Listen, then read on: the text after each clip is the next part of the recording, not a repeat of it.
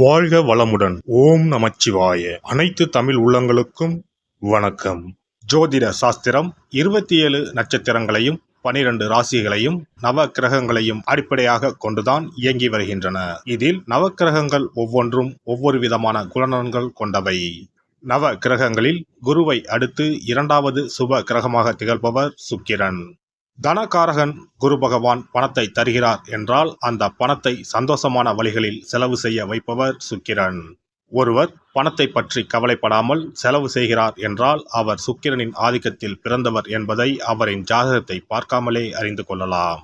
சுக்கிர பகவான் கலைகளுக்கு அதிபதி என்பதால் எழுத்து, இசை, பாடல், நடனம், நாடகம், பாட்டு, சினிமா ஆகியவற்றில் புகழ்பெற ஜாதகத்தில் சுக்கிரன் நல்ல நிலையில் இருக்க வேண்டும் என்பது அவசியம். சுக்கிர பகவான் ஜாதகத்தில் எந்த நிலையில் இருந்தாலும் ரிஷபம், துலாம், மிதுனம், கன்னி, மகரம் மற்றும் கும்பம் ஆகிய 6 ராசிக்காரர்களுக்கு துன்பத்தை விளைவிப்பதில்லை. ரிஷபத்திலும் துலாம் ராசியிலும் ஆட்சி பெறும் சுக்கிர பகவான் தனது எதிரியான குருவின் வீடான மீனத்தில் உச்சமடைகிறார். தனது நண்பனான புதனின் வீடான கன்னியில் நீசமடைகிறார். ஜாதகத்தில் சுக்கிரன் வலுவிழந்தால் அவரின் திருமண வாழ்க்கையில் தடைகள் ஏற்படும் வாய்ப்புகள் அதிகம். சுக்கிர பகவான் ஜூலை மாதம் 31ஆம் தேதி சிம்ம ராசிக்கு பயிற்சியாக போகிறார். காதல் கிரகமான சுக்கிர பகவான் நெருப்பு ராசியான சிம்மத்தில் புதனோடு கூட்டணி சேரப்போகிறார். ஜூலை மாதம் 31ஆம் தேதி இந்த சுக்கிர பயிற்சி நடைபெறுகிறது.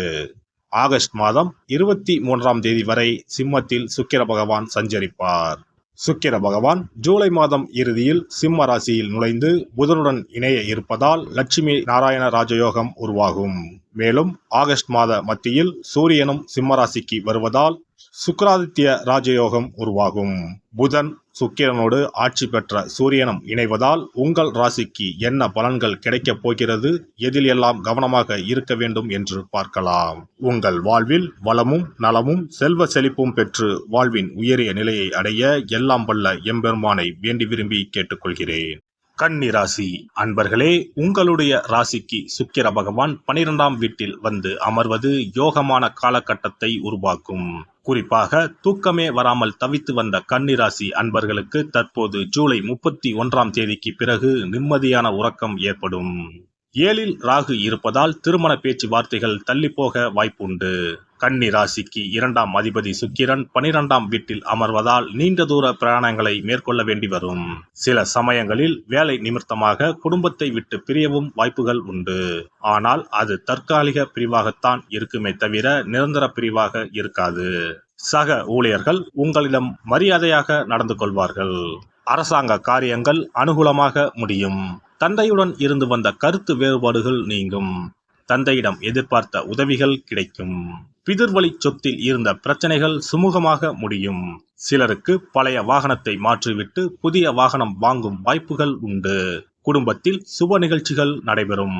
பணப்புழக்கம் அதிகரிக்கும். சிலருக்கு விலை உயர்ந்த ஆடை ஆபரணங்கள் வாங்கும் யோகம் உண்டாகும். பிள்ளைகளால் மகிழ்ச்சியும் பெருமையும் உண்டாகும். கணவன் மனைவிக்கு இடையில் அந்யோன்யம் அதிகரிக்கும். பிரிந்திருந்த கணவன் மனைவி ஒன்று சேர்வதற்கான சந்தர்ப்பம் ஏற்படும். குடும்பத்துடன் ஆன்மீக சுற்றுலா சென்று வர வாய்ப்புகள் அமையும். பணியாளர்கள் வேலையில் கவனமாக இருக்கவும். பிரச்சனைகள் வந்தாலும் இருக்கும் இடம் தெரியாமல் போகும். சிலருக்கு உன்னதமான பலன்கள் ஏற்படும். எதிலும் வெற்றி காணலாம். எதிர்பார்த்த சலுகைகள் கிடைக்கும்.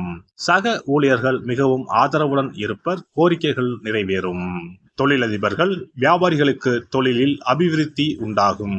வியாபாரத்தில் சாமர்த்தியமாக செயல்பட்டு நெருக்கடிகளை சமாளிப்பீர்கள். அரசு வகையில் எதிர்பார்த்த சலுகைகள் கிடைக்கும். விற்பனையும் லாபமும் கூடுதலாக இருக்கும். பற்றும் வரவும் சுமூகமாக நடைபெறும். குடும்பத்தை நிர்வகிக்கும் பெண்மணிகளுக்கு பிரச்சனைகள் எதுவும் இருக்காது. தேவையான பணம் கிடைக்கும். உறவினர்களிடம் மதிப்பும் மரியாதையும் அதிகரிக்கும். வேலைக்கு செல்லும் பெண்மணிகளுக்கு மேல் அதிகாரிகளின் பாராட்டுகள் கிடைக்கும். சுக்கிர பகவானின் அருளை பெற கும்பகோணம் அருகே இருக்கும் சுக்கிரனுக்கு உரிய ஸ்தலமான கஞ்சனூர் சென்று வழிபட்டால் சிறப்பான பலன்களை பெறலாம். சென்னையில் இருப்பவர்கள் மாங்காட்டில் இருக்கும் வெள்ளீஸ்வரர் கோவிலுக்கோ மயிலாப்பூரில் இருக்கும் வெள்ளீஸ்வரர் கோவிலுக்கோ சென்று வழிபட்டால் சிறப்பான பலன்களை பெறலாம். இனி சுக்கிர பகவானின் அருளை முழுமையாக பெற வெள்ளிக்கிழமையில் செய்ய வேண்டிய வழிபாடு என்ன என்பதனை பற்றி காண்போம். வெள்ளிக்கிழமை என்பது தெய்வ வழிபாட்டிற்கு உரிய நாளாகும். அதிலும் குறிப்பாக மகாலட்சுமியை வழிபடுவதற்கு சிறப்பான கிழமையாக கருதப்படுகிறது.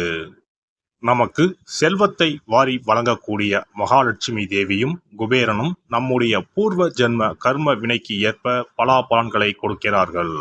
அதை அனுபவிக்க செய்யும் பொறுப்பு சுக்கிர பகவான் பார்த்து கொள்கிறார். ஒருவர் செல்வந்தராக இருப்பதற்கு ஜாதகத்தில் சுக்கிரன் அருள் கட்டாயம் இருக்க வேண்டும். சுக்கிரனுடைய அருள் பெற வெள்ளிக்கிழமையில் சுக்கிரஹோரை வரும் நேரத்தில் இவ்வாறு வழிபாடு செய்தால் சுபபோக வாழ்க்கையை அனுபவிக்க முடியும். ஒருவருடைய ஜாதகத்தில் சுக்கிரன் நீச்சம் பெற்றால் உடல் ரீதியான ஆரோக்கிய ரீதியான பாதிப்புகள் ஏற்படும். சொத்து சுகங்கள் எவ்வளவு இருந்தாலும் அதை முழுமையாக அனுபவிக்க முடியாமல் செய்துவிடும். பெரிய பெரிய பணக்காரர்களை எடுத்துக்கொண்டால் அவர்களிடம் எவ்வளவு காசு கொட்டி கிடந்தாலும் சுக்கிர தசை இல்லை என்றால் அவ்வளவு பணமும் வீண் விரயமாகத்தான் போகும். குறிப்பாக மருத்துவ செலவுகள் செய்தே சொத்துக்கள் அழியும் நிலை வரும். இதற்கு சுக்கிர பகவானுடைய வழிபாடு நல்ல ஒரு பலனை கொடுக்கும். சுக்கிர பகவானுக்கு வெள்ளிக்கிழமை என்பது உரிய தினமாகும். சுக்கிரன் அருள் பெற வீட்டில் வெள்ளி பொருட்களை பயன்படுத்துவது நலமாகும். வெள்ளியில் சுக்கிரன் வசிப்பதாக ஐதீகம் உள்ளது. வெள்ளி பொருட்கள் கொண்டு பூஜை செய்தால் சகல சௌபாக்கியங்களும் உண்டாகும். சுக்கிர வழிபாடு செய்ய நினைப்பவர்கள் காலை 6 மணி முதல் 7 மணி வரையிலான காலம் சுக்கிரஹோரை ஆகும். அதனை தவறவிட்டால் மதியம் 1 மணி முதல் 2 மணி வரை சுக்கிரஹோரை நிகழ்கின்றது. அதையும் தவறவிட்டால் இரவு 8 மணி முதல் 9 மணி வரையிலான சுக்கிரஹோரை நேரத்தில் வழிபாடுகள் செய்து பயன்பெறலாம். இவற்றில் காலை 6 மணி முதல் 7 மணி வரையிலான முதல் சுக்கிரஹோரையில் சுக்கிர வழிபாடு செய்வது சிறப்பான பலன்களை கொடுக்கும். காலை முதல் மாலை வரை உபவாசம் இருந்து சுக்கிர பகவானுக்கு உரிய காயத்ரி மந்திரத்தை உச்சரித்து கல்கண்டு சேர்த்த சர்க்கரை பொங்கலை நைவேத்தியம் படைத்து வெள்ளை நிற பூக்களால் அர்ச்சனை செய்ய வேண்டும். சுக்கிர தசை நடப்பவர்களும் சுக்கிரன் நீச்சம் பெற்ற ஜாதகக்காரர்களும் இந்த வழிபாடு செய்வது சிறப்பான பலன்களை கொடுக்கும். சுக்கிர தசை நடக்கும் பொழுது சுக்கிர வழிபாடு செய்து வர வருமானத்தை சுகமான வாழ்க்கை வாழ்வதற்கு உரிய வகையில் பயணிக்க செய்யும். வீடு நிலம் வாங்குவது, ஆடம்பர பொருட்கள் சொத்துக்கள் போன்றவற்றை வாங்க வைக்கும். அதுவே சுக்கிரன் நீசம் பெற்ற காலத்தில் இந்த வழிபாடு செய்பவர்களுக்கு வீண் விரயங்கள் இல்லாமல் ஓரளவிற்கு வறுமையிலிருந்து பிழைக்கச் செய்யும். வெள்ளிக்கிழமையில் நவக்கிரக கோவிலுக்கு சென்று சுக்கிர பகவானுக்கு வெள்ளை வஸ்திரம் சாற்றி வழிபாடு செய்யலாம். வெள்ளை நிற நைவேத்தியங்கள் தயார் செய்து கோவிலில் வரும் பக்தர்களுக்கு தானம் செய்யலாம். இவ்வாறு செய்து வர சுக்கிரனின் முழு அருளும் கிடைக்கப் பெற்று வாழ்வில் உயரிய நிலையை அடைவீர்கள். எல்லாம் வல்ல இறையருளால் நீங்களும் உங்கள் அன்பு குடும்பமும் உடல் நலம், நீலாயுள், நிறை செல்வம், உயர் புகழ், மெய்ஞானம் ஓங்கி வாழ்க வளமுடன்.